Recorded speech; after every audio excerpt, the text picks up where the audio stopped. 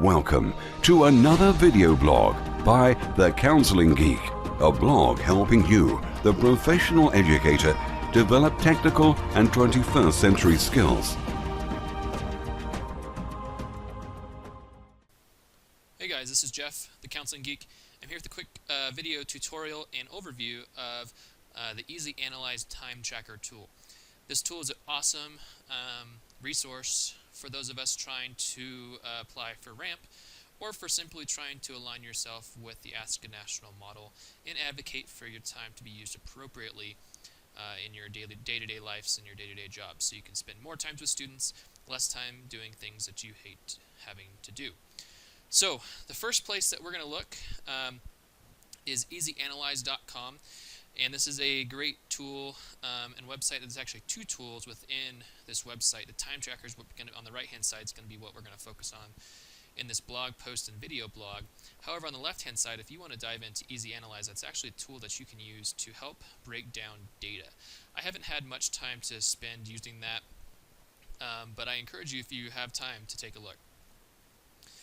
This tool is created by Tim Pointian. He's a professor on the East Coast, and I've actually gone to a session at one of the ASCA conferences with him, and that led me to try out the time tracker. There's a bunch of other tools, as I've noted, within the blog post's writing itself that you can make yourself available to. However, I found this one has the right balance of ease of use. The free is awesome, as well as it's nice that I can create little reports and track individual time with students as well. This website's very handy. All the products you can download directly from here, as well as read the documentation. I would highly suggest, unless you're very tech savvy and good with Excel, to make yourself aware of all the documentation tools and the user help files to help you get in there. There are basically two requirements that you have to use EzAnalyze and TimeTracker. First is that you have Microsoft Excel. This is an Excel macro that file that uses macros within Excel to be able to track the time and run a bunch of background stuff to help crunch your data to create the beautiful reports that I'll show you in just a second. If you don't have Excel, this tool probably won't be for you if you're using OpenOffice or Google Docs. Check out some of the other suggested time tracking tools up in the blog post. However, just keep in mind most of them will probably be for cost, except for the Google Docs form. However, that's the only requirement. The only secondary requirement, which is a smaller one, but some districts kind of have it shut down and locked down, is the fact that it does use macros, and that many times is a very big kind of avenue for viruses to get on your computer. So a lot of districts have that avenue locked down. Try to reach out to your IT department, see if they will let you open that up. If not, again, check up at those other suggested time tracking tools. However, both of these, first things first is you'll download both pieces of the software. I usually suggest installing EzAnalyze first. When you hit the download button, it'll give you an option to download with an installer. That's very easy, and it's got very specific steps that you can do to install that, but basically you click a button and it automatically installs it. Same thing with TimeTracker. If you're getting any type of errors, just make sure that you double check that you do have the macros enabled. That's going to be in the options area in the Trust Center within Microsoft Word. Microsoft Excel. So make sure that you check that if you're getting any type of errors, as well as the help documentation here. Please note that this is the software is not necessarily being updated anymore, that I've noticed. So just please keep in mind that the last this was updated was about 2012. However, I've been using it since 2012, and I have not had any issues or complaints with it yet. And this is 2015, so it's going on 3.5, 4 years for my use on a day-to-day basis. So I'll show you a few examples of what that looks like. But I highly encourage you to check it out, but let's jump into the tool itself. So I'm going to switch over here. And this is what it will look like. So I'm now in Excel, and when I open up EzAnalyze, this is just a file that I'll have on my computer, and I make one for each school year that I go through. So actually, on the blog post, I took some pictures of some of the results data and time tracking data, and I'll show you an example of my current year's time data analysis. But just so you know, I have multiple years of this that I can go back and look at, and if I needed to access how many times I met with a student or when I met with a student during this year, I can do that as well. But this is kind of your dashboard. I'll highlight the main pieces that you need to know about. These top four boxes are the main four things that you'll use to record time. And so, for example, if I was to record, say I was about to send some emails, if you click on that, it's going to open up a new window. And these are all, some of these are already in here, these reasons, but you can add some. For example, I added like data analysis or marketing communication. So that's all tools that I can use. You can add other things that you do on a day-to-day basis and try to categorize it on those little acronyms, system support, school guidance counseling, responsive services, individual student planning. And you can break those down, and that will give you handy reports that align with the Ask a National model as well. So all you typically do is when I sit down to do something, I try to do it as I'm doing it, but you can also go back later and input time if you have a piece of paper that you want to track time with. But I like to do it kind of as I go, because then it tracks literally minute to minute. So if I went and clicked marketing and communication, I would hit start timer. You can also add pieces of information for students. So you can pull down a list and find students, as well as type in a name, and it will automatically fill as you go, as well as notes. And this is where, when I show you the individual student tab, this is where I keep my counseling notes actually. This is a password protected document.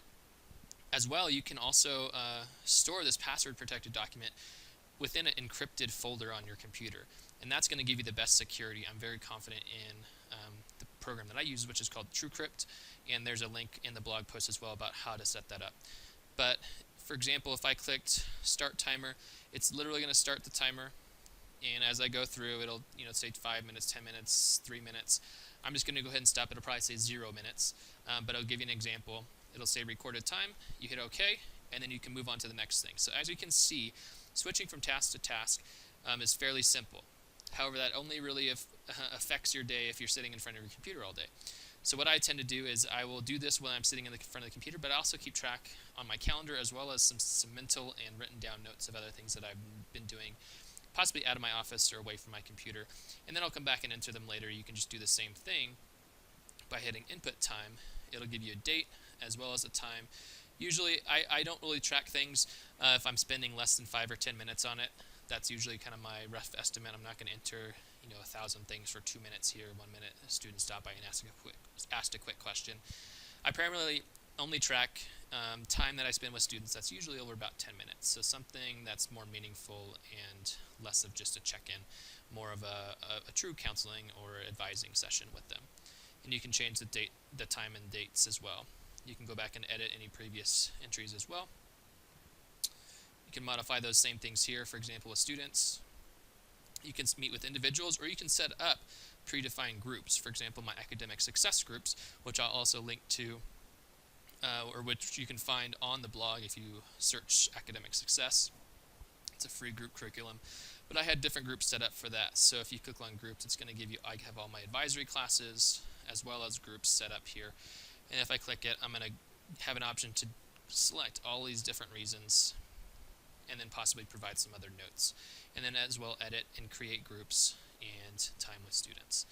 With groups, you can typically only input time, whereas individuals, you can start a timer when the student comes in your office and stop it when they leave, for example. Editing students, you can actually export from your student information system a very simple export. It's usually like your last name, first name, and grade and student identification number. So you can see and then import those names into this system fairly easily using another Excel file. So it's a very easy way to track individual time with students. You can edit any reasons, edit groups. This is where you would set your password. Over here is some other information, documentation link. If you want, this timesheets link is a way that you can actually print out, like I said, pen and paper timesheets, and then come back and enter them later. Edit a few of the options, and then this reports tab is actually the best place where you're going to get all that fancy, fun reporting that I like to see, and as well counseling advisory teams and administration likes to see.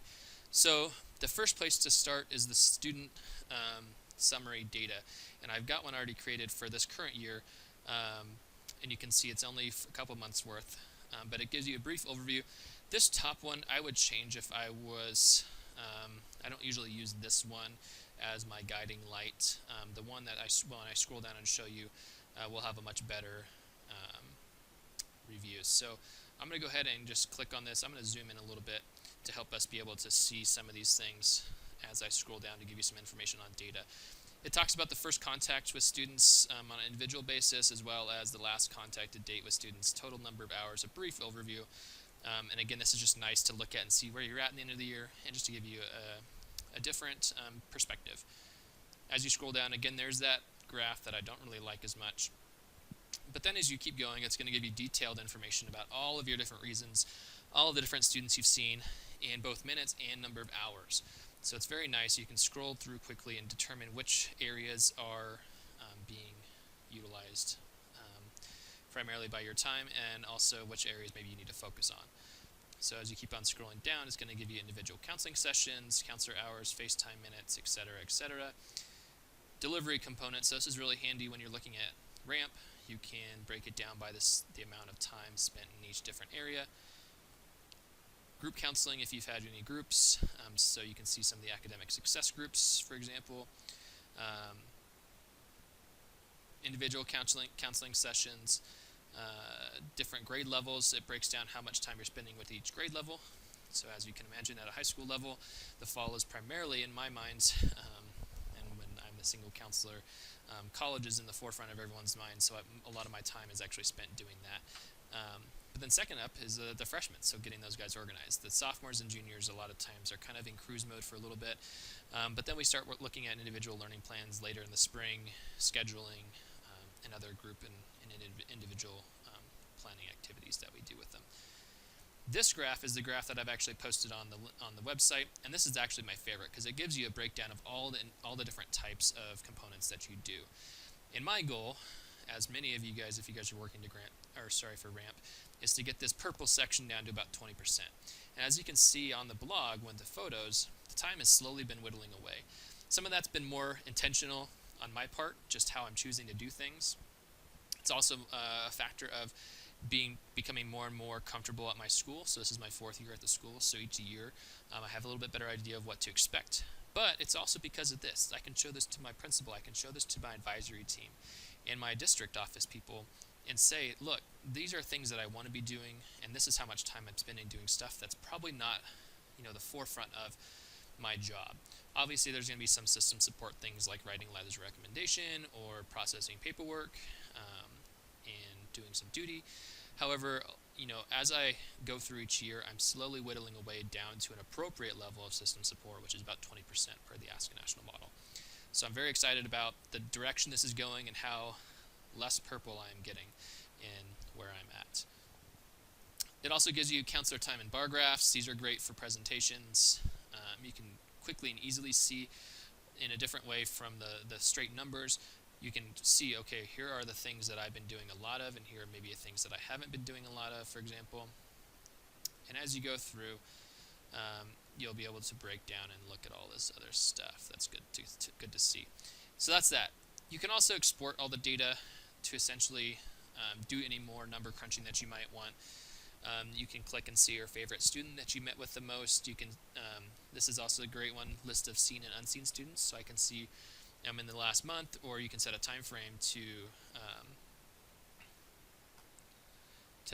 if you say, well, I want to meet with every student every 2 months, you can select dates to see who you haven't met within those 2 months, as well as the list of students you have seen. So it's very nice.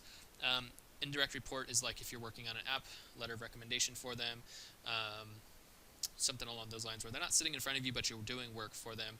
That's what you would be doing there, as well as if you want to look up specific things for individual reasons, you can do that with this link.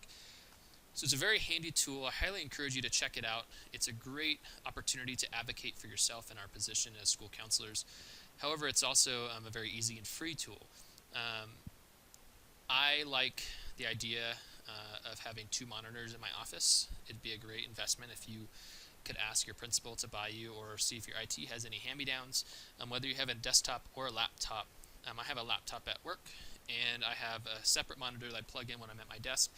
That's nice because then I can have a student's face page up through our Aries system, and then work on a letter of recommendation and kind of cross-tabulate against our transcript and other things, as well as run this time tracker on one screen and then do anything else that I need to do on the other screen. So it's pretty much always living on one of my screens.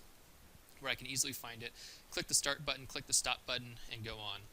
For the amount of times that I use it and the actual rewards of using it, my direct time having to focus on this is probably less than 5 minutes a day, between clicking on it, clicking on the name, entering the reason, and hitting start and stop. That literally takes about 10 seconds to 15 seconds. Once you kind of figure out your way around here, it might take you a little bit longer once you get started, but I promise it only takes about 5 to 10 minutes max in a given day. But I can say that it's definitely impacted my ability. It's given me 50 times that amount of time where I want it to be spent, rather than spending it in areas that I don't want it to be spent. So I highly encourage you to check out EzAnalyze TimeTracker. Hope you enjoyed this quick video tutorial. Let me know if you have any questions, if you have any trouble with this. I'm happy to do as much support as I can. I'll point you in the right direction. Just simply shoot me an email, leave a comment on the post, or comment on this video. Thank you and happy holidays. We'll see you then. Thank you for stopping by. Come back soon. Comments and questions are always welcome. You can connect with the Counselling Geek via Facebook by following @Counselling Geek on Twitter, adding me to your circles on Google+, or writing to me via email.